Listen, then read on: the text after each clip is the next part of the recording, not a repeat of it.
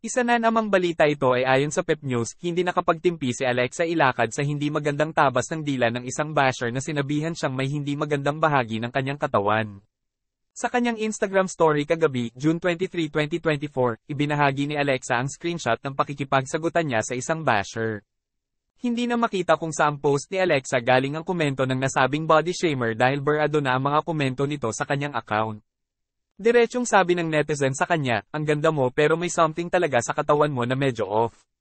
Sagot ni Alexa, dapat ay nag-research muna ang netizen bago nagkomento dahil ang katawan naman ng tao ay may iba't ibang hugis at laki.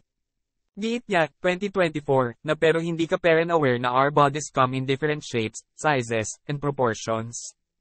I'd suggest you to hit the books before making comments that are very off ayon pa sa kanya. Pabalang ang sagot ng basher sa kanya. Sabi nito, kahit year 2024, na ang gusto lamang daw ni Alexa ay mga hindi off na komento. Dapat daw tumigil na ito sa pag-aartista kung hindi nito kayang sikmurain ang mga kritisismo sa kanya. Ayon dito, 2024, na pero mukhang ang gusto mo lang na comment ay yung hindi off para sa'yo. Dapat hindi ka nag-artista if you can stomach the truth. Buwelta ni Alexa, ang hindi porket artista siya ay pwede na siyang pagsalitaan ng masasakit o hindi maganda. Aniya, what a dumb argument. Me being a celebrity doesn't give you a free pass to be rude. Caption pa ni Alexa, bahagi ng kanyang pag-aartista ang magbigay ng aliw at kasiyahan sa mga tao. Ngunit hindi bahagi nito ang hayaan na lamang ang netizens na pagsalitaan siya ng kung ano-ano.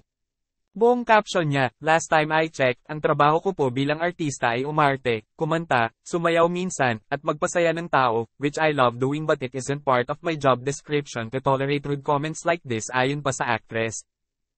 Please don't forget to subscribe TNT Trends and to our channel, click the notification bell to notify you in our next video. And please like and share and comment down below. Thank you for watching.